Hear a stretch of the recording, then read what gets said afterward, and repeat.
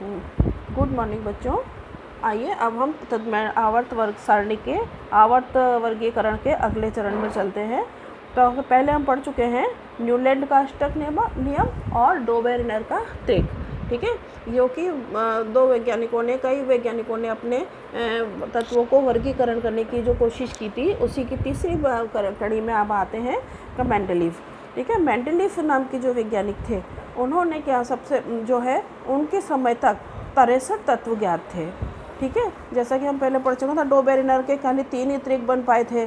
ठीक है, न्यूलैंड अष्टक नियम में भी बहुत ज़्यादा तत्वों के तक वो नहीं चल पाया था। और उसके बाद में मेंडलीफ ने अपना आवर्ती वर्गीकरण करने की कोशिश की थी। तो उस समय तक 63 तत्वों के साथ उन्होंने काम किया, यानी कि जब मेंडलीफ ने आवर्त वर्गीकरण किया था, तत्वों को वर्गीकृत किया था, उस समय 63 तत्व ज्ञात थे। तो उन्होंने तत्वों के परमाणु द्रव्यमान, तत्वों को किस तरह से काम किया, उन्होंने परमाणु द्रव्यमान को लिया उन्होंने और उनके भौतिक एवं रासायनिक गुणों के बीच में संबंध स्थापित किया। ये बच्चों उनका सिद्धांत है। मेंडलीफ का अपना सिद्धांत क्या था कि परमाणु द्रव्यमान और उनके तत्वों के भौतिक और रासायनिक गुणों के बीच में क्या संबंध है, परमाणु द्रव्यमान से गुणों में क्या संबंध स्थापित होता है, ये उन्होंने बताया था। तो रासायनिक गुणधर्म के अंतर्गत मेंडलीफ ने तत्वों के ऑक्सीजन और हाइड्रोजन के साथ बनने वाले यौगिकों पर अपना ध्यान केंद्रित किया। तो सबसे पहले उन्होंने क्या किया, जो रासायनिक गुणधर्म थे उन्होंने क्या किया, जो 63 तत्व ज्ञात थे, उन्होंने उन तत्वों की अभिक्रिया ऑक्सीजन और हाइड्रोजन के साथ करवाई और उसी के अनुसार उन्होंने उन तत्वों को वर्गीकृत किया कि कोई तत्व ऑक्सीजन के साथ जल्दी अभिक्रिया कर रहा है, किस तरह का यौगिक बना रहा है, उन्होंने उस तरह से वे उन्हें वर्गीकृत यानी कि रखते चले गए। तो उन्होंने ऑक्सीजन हाइड्रोजन का चुनाव इसलिए किया था क्योंकि ये अत्यंत सक्रिय हैं और अधिकांश तत्वों के यौगिक साथ इनके यौगिक बनते हैं। तत्व से बनने वाले हाइड्राइड, यानी हाइड्रोजन से अभिक्रिया कराने पर हाइड्राइड बना और ऑक्सीजन से अभिक्रिया कराने पर ऑक्साइड का जो सूत्र बनता है, वे ही तत्वों के वर्गीकरण का मूलभूत गुणधर्म माना गया। समान गुणधर्म वाले तत्वों को एक साथ रखने पर उन्होंने यह पाया कि तत्वों को आवर्त सारणी में स्थान मिल गया, यानी कि जैसे जैसे वो ऑक्सीजन और हाइड्रोजन से अभिक्रिया कराते गए और जो जिस तरह से उन्हें गुणधर्म मिलते गए, तो एक समान गुणधर्म वाले उन्होंने एक साथ रखे। इस तरह से जब वे आवर्त सारणी में तत्वों को रखते चले गए, तो उन्होंने यह पाया कि ये जो तत्व थे, वे सारे तत्व परमाणु द्रव्यमान के आरोही क्रम में व्यवस्थित हो गए, यानी कि बढ़ते हुए परमाणु क्रमांक के परमाणु भार के अनुसार वे तत्व अपने आप व्यवस्थित हो गए थे। तो इस प्रकार से यह भी देखा कि भौतिक एवं रासायनिक गुणधर्म वाले विभिन्न तत्वों के बीच में एक निश्चित समय के बाद में वे तत्व दोबारा से आ जाते हैं, यानी कि तत्व सारे जम गए। उन्होंने ये भी देखा कि थोड़े एक 8-10 तत्व निकलते हैं, उसके बाद में दोबारा से वही तत्व गुणधर्म वाला तत्व वापस से आ जाता है।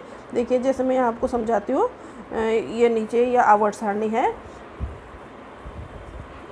ये मेंडलीफ की आवर्त सारणी है। ठीक है, उसने क्या करा था, सबसे पहले इनको ऊर्ध्वाधर और समूह 2 भागों में बांटा है। ठीक है, ये है जिन्हें सीधे स्तंभ हैं, जैसे कहाँ गया ये 1 2 3 4, ये जो हैं इनको बोला स्तंभ, और ये जो ये हैं आड़े, ये इनको बोला है आवर्त। ठीक है, तो ये बात ध्यान रखना है कि ये सीधे जो खड़े स्तंभ हैं इनको ग्रुप कहते हैं और आड़े वाली पंक्तियों को बोलेंगे आवर्त कहते हैं। ठीक है, अब हमें यहाँ क्या देखना था कि समान गुणधर्म वाले तत्व थोड़े अंतराल के बाद में दोबारा आ जाते हैं। तो यहाँ देखो, जैसे लिथियम है, Li, बढ़िया काम नहीं हो रहा, लिथियम के बाद सोडियम, फिर पोटेशियम। तो ये देखिए, ये सारी सक्रिय धातुएं हैं, एक साथ एक के बाद एक नीचे आती चली जा रही हैं, तो समान गुणधर्म है। इस तरह से मैग्नीशियम, कैल्शियम, इनके गुणधर्म समान है, ये सभी धातुएं हैं, सभी के बाहरी कोश में 2-2 इलेक्ट्रॉन हैं। तो ये उन्होंने पाया कि जब तत्वों को ऑक्सीजन और हाइड्रोजन के साथ अभिक्रिया कराते गए, तो समान गुणधर्म वाले तत्व अब एक निश्चित अंतराल के बाद अपने आप उस लाइन में व्यवस्थित हो जाते हैं। अब इसके बाद बच्चों हमें यहाँ देखना है, फर्स्ट इसके रो देखो, ये यहाँ पर ये सबसे पहली वाली लाइन में देखो, यहाँ ऑक्सीजन और हाइड्राइड, ऑक्साइड और हाइड्राइड दिए हुए हैं। सबसे पहले जो ये है ग्रुप, इसमें R2O लिखा है, यानी कि जो पहले ग्रुप का तत्व है वो किस तरह से ऑक्साइड बनाएगा। R माने कोई धातु, या अगर हम सोडियम लेते हैं तो Na2O बनाएगा, K लेते हैं तो K2O बनाएगा। ठीक है, R की जगह तुम्हें धातु रखना है और O लिखना है। इसी के ठीक नीचे लिखा है RH। RH माने धातु का हाइड्राइड। तो धातु का नाम लिखोगे, जैसे Li लिख रहे हो तो LiH, सोडियम की धातु का नाम लिखे हैं तो LaNaH। ठीक है, ये यहाँ पर हाइड्राइड और ऑक्साइड बनाए हुए हैं, जो कि आपके क्वेश्चंस में पूछे गए हैं कि किस तरह से ऑक्साइड और हाइड्राइड बनेंगे। अगर हम यहाँ पे तो दूसरे समूह की बात करते हैं, तो दूसरे समूह का जो तत्व है वो कैसा ऑक्साइड बनाएगा, RO, यानी कि MgO, CaO, SRO। हाइड्राइड कैसा बनाएगा, RH2, RH2 यानी MgH2, CaH2। इसी तरह से यहाँ पर ये सारे के सभी आप समूह में देखते जाओगे और इन समूह के अनुसार धातुओं के यहाँ से धातु या अधातु लोगे और नीचे से और ऊपर से यहाँ पर इसका सूत्र देखोगे और तत्वों के ऑक्साइड और हाइड्राइड बना लोगे।